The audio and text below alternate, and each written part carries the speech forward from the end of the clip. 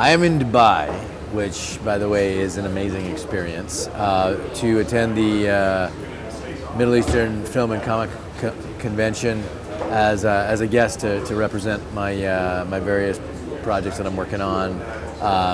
The Expanse, The Strain, and Assassin's Creed.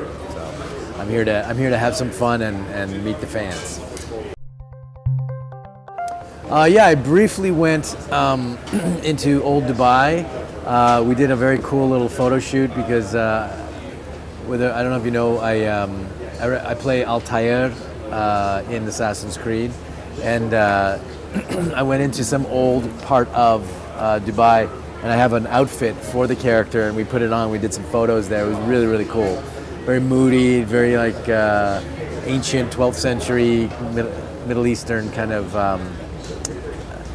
perspective with Altair and costumes. So that was a lot of fun.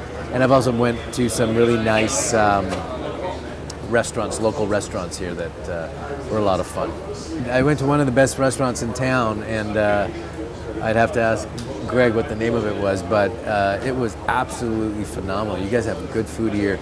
Went and saw, from the outside, went and saw some of your amazing architecture here. It feels like I'm in a futuristic city. It feels like I'm watching the skyline from The Expanse, actually, is what it looks like. The Expanse is a series that's just finishing its second season. We just got picked up for season 3, which is awesome. It takes place 200 years in the future. Earth has colonized the moon, Mars, and the asteroid belts. And when the series starts, there's a lot of tension between the Earthers, the Martians, and the Belters.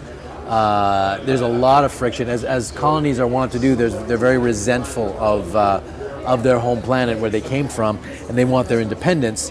And there's a war that is brewing in the solar system, and any little spark is going to set that war in motion. And when we start the series, my group of people, we're kind of like these misfits that are just out in the middle of the solar system harvesting ice. We're like oil rig workers or crab fishermen, just harvesting ice. We're all a bunch of like tanker runners, and we get caught in this unbelievable conspiracy that seems like we're the cause of it, that catalyzes the beginning of an interstellar war between Earth, Mars, and the Belt. And we are running for our lives trying to figure out who started this war, because there's some secret faction that has some ulterior motive and some agenda that nobody really knows about, that is trying to create this war and get Earth and Mars at each other's throat for their own agenda and their own purpose that we don't really know what it is. And then season 2 kind of picks up on that chaos, and we get closer and closer to the answers of figuring out who's behind this and what they're actually trying to do. Well, it's not over. We got a season 4. Season 4 is our last season, and they're going to be wrapping it all up. And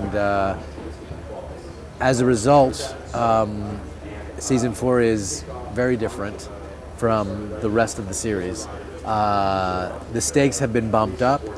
The story is very, very tense, very, very dynamic, and there is every storyline comes to a head in season 4. So it just is. It's like a train that the brakes have been broken, and it is on a one-way path towards the cliff, and it just goes faster and faster and faster and faster, and then until we get to the season finale. Season 3 of The Expanse starts probably July, so I'm going to be going back to Toronto and get started on, and God only knows how we're going to top season 2, because season 2 was mind-blowing and an amazing experience. So we're going to go and do a lot of Red Bull and get locked and loaded for season 3.